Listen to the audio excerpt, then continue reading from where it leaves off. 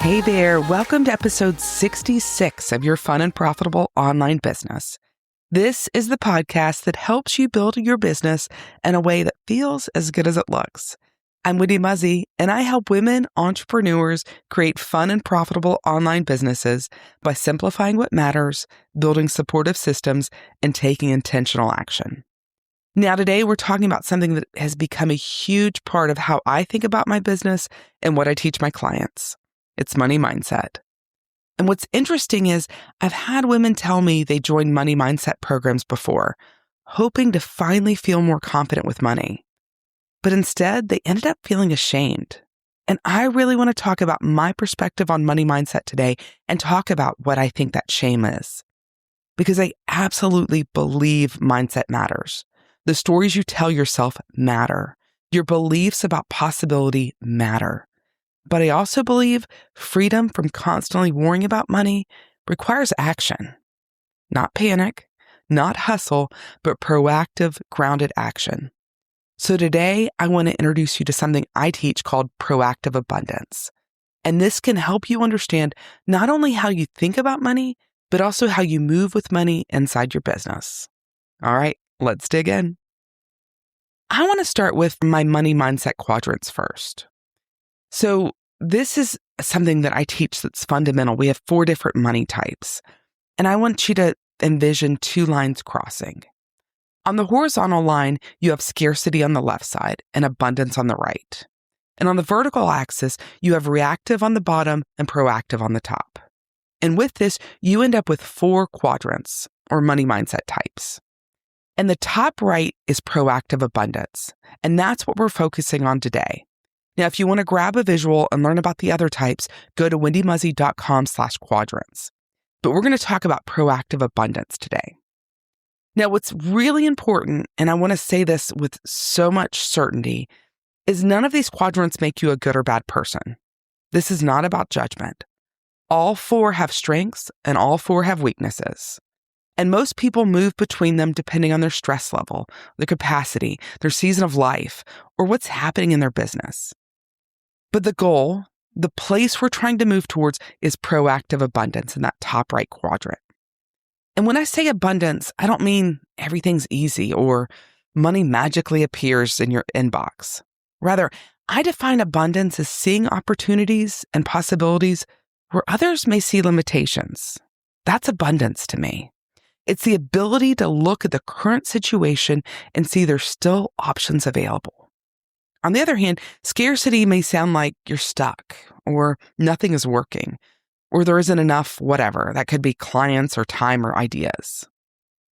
However, when we have an abundant mindset, we ask ourselves, what haven't I tried yet? Or what opportunities might exist here? Now pair that with proactive versus reactive, and you really get something magical. First, let's talk about reactive energy so we know what we're talking about. Reactive tends to happen after things feel urgent.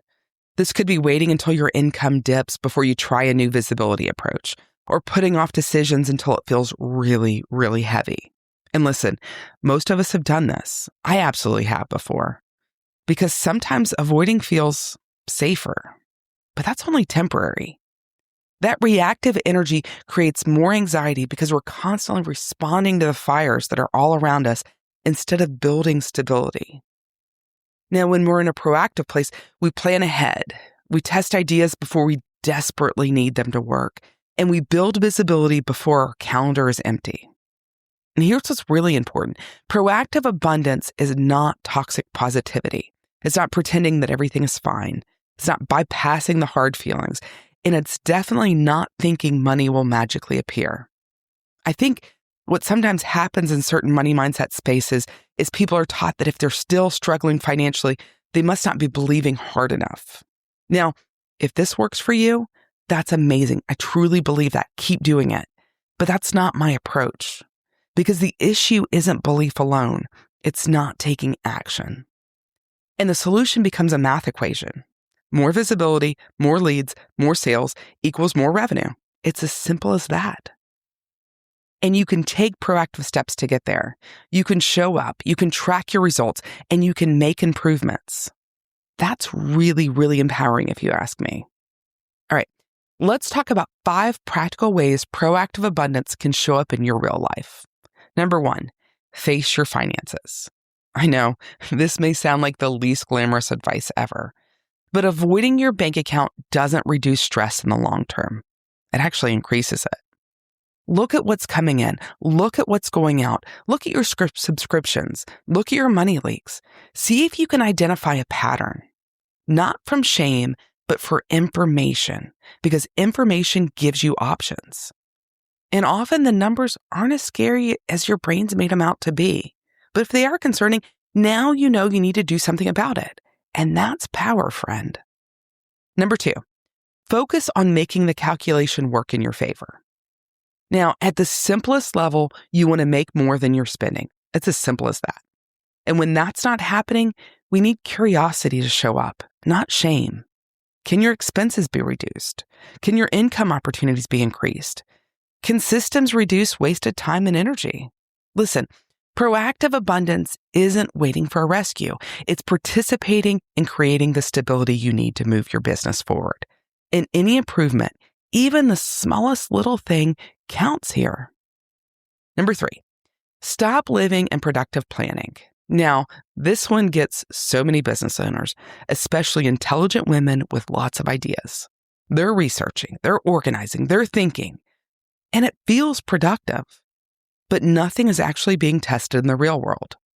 Proactive abundance requires movement because you cannot collect evidence without action. You won't know if an idea will work until you try it. Now, I'm a realist here. Some ideas won't work. They will be total flops. That's normal. But some will. And often the businesses that grow are not the ones with the most perfect ideas. They're the ones willing to experiment consistently. So go try that workshop you've been thinking about. Pitch to be a guest on that podcast you dream about. Send the email that makes your palms sweat and launch the offer you're excited about. Why? Because movement gets you where you want to be. Number 4, train yourself to look for possibilities. This is where mindset really matters because your brain will naturally look for evidence of danger. That's part of being human. But in proactive abundance, we look for opportunities. Not pretending problems don't exist, just expanding the lens a little. Maybe a new collaboration introduces you to a whole new audience, or a conversation leads to a new client, or a networking event brings an opportunity you never expected. Abundant thinkers tend to stay open long enough to notice the possibilities, while scarcity often shuts the door way too quickly. And number 5, build before you desperately need it. This is one of those really big shifts, friend. Reactive energy waits until things feel really urgent, but proactive energy builds ahead. You nurture relationships before you need referrals, and you grow visibility before you launch something big. You create systems before you're burnt out, and you test offers before income feels really scary.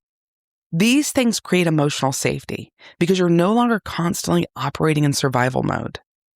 And this is where things start to feel really different because proactive abundance creates something really valuable: capacity.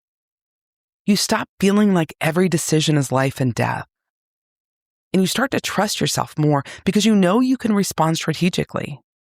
And honestly, in this space, business becomes so much fun. Now, this doesn't mean you never have hard moments.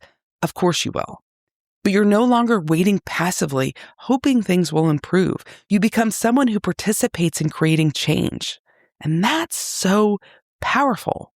And over time, that changes your relationship with money completely because it's built on evidence. Evidence that you can adapt, evidence that you can make decisions, evidence that you can create opportunities, and evidence that you can recover when things don't go as planned.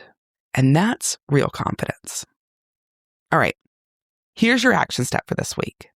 I want you to spend 30 minutes looking at your business finances. That's it. No shame spiral, no dramatic overhaul, just information gathering. Look at what's coming in. Look at what's going out. See if there's money leaks.